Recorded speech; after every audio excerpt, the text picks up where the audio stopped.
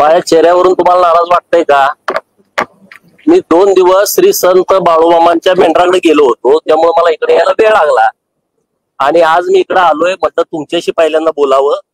मी भारतीय जनता पार्टीचा एक सर्वसामान्य कार्यकर्ता आहे. भारतीय जनता पार्टीनं मला 2020 ला विधान परिषदेमध्ये काम करण्याची संधी दिली आणि त्या संधीचं मी सोनं केलं. या महाराष्ट्रातील सर्वसामान्य लोकांचे अनेक प्रश्न मी विधान परिषदेमध्ये लावून धरले. विधान परिषदेच्या बाहेर रस्त्यावरची सुद्धा जेव्हा लढाई करावी लागली तेव्हाही तिथं मी लढाई लढलेलो आहे. नंतर मला पक्षानं विधानसभेची जत विधानसभा मतदारसंघामधून उमेदवारी दिली. माझा मतदारसंघ हा सांगली जिल्ह्यातील खानापूर मतदारसंघ आहे. आटपाडी तालुक्यात माझं पडळकरवाडी नावाचं गाव आहे. परंतु माझा मतदारसंघ सोडून भारतीय जनता पार्टीनं जत विधानसभा मतदारसंघामध्ये मला उमेदवारी दिली. तिथल्या जनतेनं भरघोस मतदान देऊन महायुतीच्या सर्व कार्यकर्त्यांनी काम करून मला जवळपास 40,000 मताच्या फरकाने विधानसभेमध्ये पाठवलेलं आहे. आता मी नाराज असण्याचा प्रश्न नाही, परंतु मी ज्या लोकांच्यासाठी काम केलं त्या लोकांच्या भावना होत्या की मला मंत्रिपद मिळावं. परंतु पार्टीनं जो निर्णय घेतलेला आहे तो निर्णय मला मान्य आहे. मी इथून पुढं महाराष्ट्रातील धनगर समाजाच्या आरक्षणाचा प्रश्न, Bahujan Samaj, OBC, minor OBC, भटके विमुक्त, पालामध्ये राहणाऱ्या लोकांच्यासाठी आणि हिंदू धर्म आणि हिंदुत्वासाठी मी पूर्ण वेळ काम करणार आहे. त्यामुळं नाराजीचा कुठलाही प्रश्न असणार नाही. तुम्ही नाराज नसला तरी तुमचे कार्यकर्ते जे आहेत ते मात्र खूप नाराज आहेत. अनेक वेगवेगळ्या पोस्ट ज्या आहेत त्यांच्या माध्यमातून व्हायरल केल्या जातात. धनगरांवर अन्याय केला अशा पद्धतीच्या त्या पोस्ट आहेत. नाही, कार्यकर्त्यांच्या भावना या स्वाभाविक आहेत की धनगर समाजाला प्रतिनिधित्व मिळावं अशा कार्यकर्त्यांच्या भावना होत्या. परंतु पार्टीनं विचार करूनच निर्णय घेतला असेल. त्यामुळं कार्यकर्त्यांनाही माझी विनंती आहे की आपण पार्टीच्या सोबत कालही होतो, आजही असणार आहे आणि उद्याही असणार आहे. माननीय देवाभाऊंच्या सोबत, नरेंद्र मोदी साहेबांच्या सोबत आपण कालही होतो, आजही आहे आणि उद्याही असणार आहे. त्यामुळं कार्यकर्त्यांनी सुद्धा संयम बाळगावा ही माझी विनंती आहे आपल्या माध्यमातून.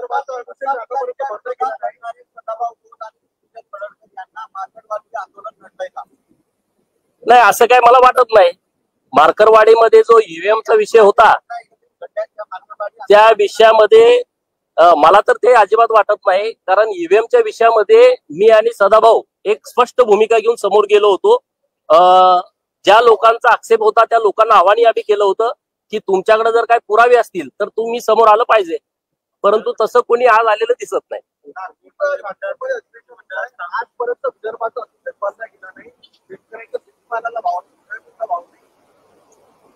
देवाभाऊ पुन्हा आता महाराष्ट्राचे मुख्यमंत्री झालेले आहेत आणि विदर्भाचा अनुशेष भरण्यासाठी 14 ते 19 आणि नंतर 22 ते 24 मोठ्या प्रमाणामध्ये त्यांनी काम केलेलं आहे. नितीन गडकरी साहेबांच्या माध्यमातून केंद्रामध्ये नेतृत्व आहे. आता जो काही अनुशेष राहिलेला आहे तो निश्चितपणे येत्या 5 वर्षामध्ये पूर्णपणे भरून निघेल आणि विदर्भातील गावगाड्याच्या ज्या अपेक्षा आहेत त्या निश्चितपणे पूर्ण होतील.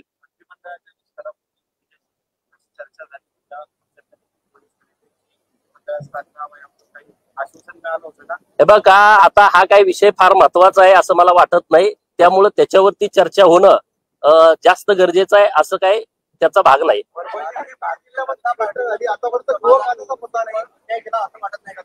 नाही, असं काही नाही आहे. आता जवळपास 12 का 13 ओबीसीचे मिनिस्टर आता सरकारमध्ये आहेत. त्यामुळं काय ज्या काही गोष्टी राहिल्या असतील समजा तर त्यानंतर पूर्ण करतील.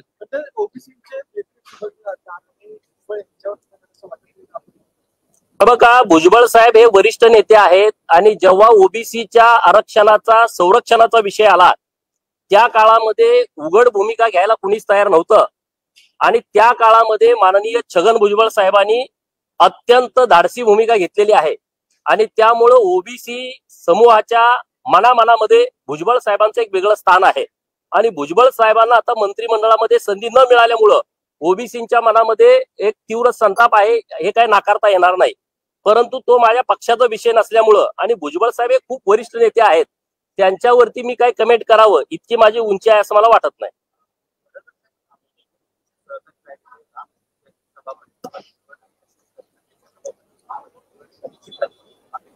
चांगली गोष्ट आहे. मी भारतीय जनता पार्टीचं, महायुतीचं मनापासून आभार व्यक्त करतो की विधिमंडळामधली वरिष्ठ जी पोस्ट आहे त्या पोस्ट वरती माननीय राम शिंदे सरांना संधी मिळते. ही आमच्यासाठी अभिमानाची बाब आहे। मी परत एकदा महायुतीच्या सर्व नेत्यांचं, माननीय देवेंद्र फडणवीस साहेबांचं, नरेंद्र मोदी साहेब, अमित शहा साहेब, JP नड्डा साहेब आणि चंद्रशेखर बावनकुळे साहेब आणि जे महायुतीतले नेते आहेत माननीय एकनाथ शिंदे साहेब यांचं मनापासून आभार व्यक्त करतो।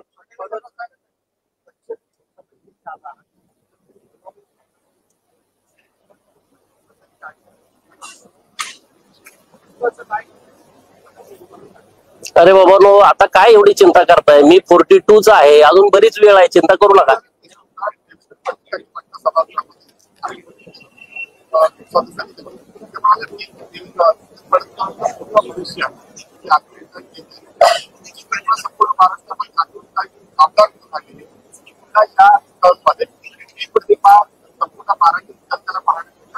बघा, मी जी भूमिका घेऊन पहिल्यापासून काम करतोय त्या भूमिकेपासून मी तसूभरही बाजूला हटणार नाही।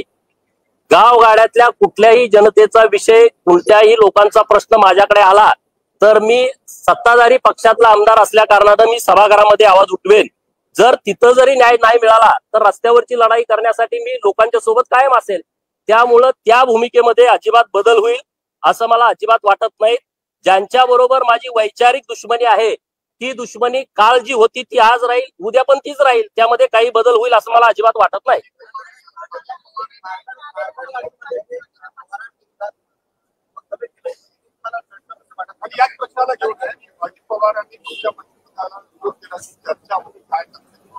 बघा, याविषयी मला काही माहित नाही।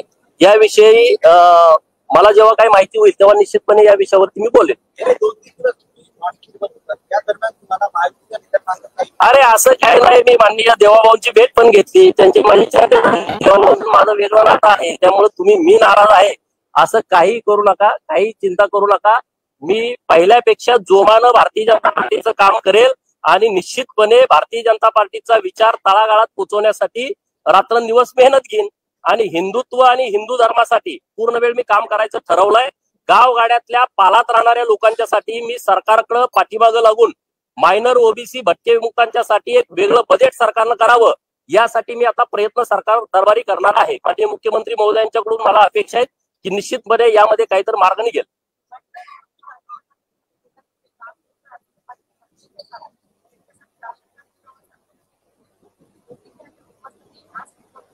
हे बघा, भटक्या विमुक्तांमध्ये अनेक जमाती अशा आहेत की ज्यांना अजून स्वतःचं घर नाही। तुम्ही जो प्रश्न विचारलाय तो अगदी बरोबर आहे।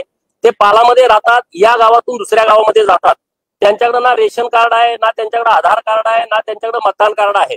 आणि म्हणून सरकारकडे मी गेले वर्षभर सातत्याने या विषयावरती आवाज उठवतोय की भटक्या विमुक्तांमधल्या ज्या पालात लोक राहत आहेत त्यांच्यासाठी ठोस भूमिका सरकारने घेतली पाहिजे।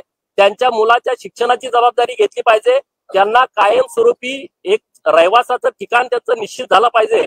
आणि मी निश्चितपणे सरकारकडे या गोष्टीवरती पाठपुरावा करून त्यातून 100% मार्ग काढेन असा मला विश्वास आहे।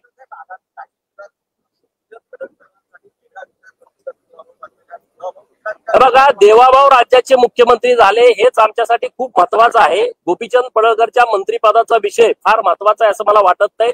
बाकीचे काही प्रश्न आहेत त्या प्रश्नावरती आम्ही जोमानं काम करू। देवाभाऊंच्या पाठीमागं, भारतीय जनता पार्टीच्या पाठीमागं ताकदीनं उभा राहू। त्यांच्या विरोधात जर चुकीचं कोणी बोलायला लागलं तर त्यांना त्याच पद्धतीने उत्तर देण्याची भूमिका भाजपच्या वतीनं मी निश्चितपणे घेईन।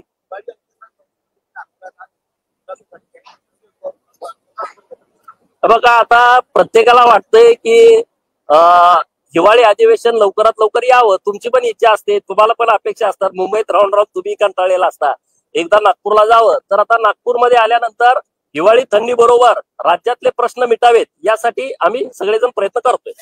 नमस्कार।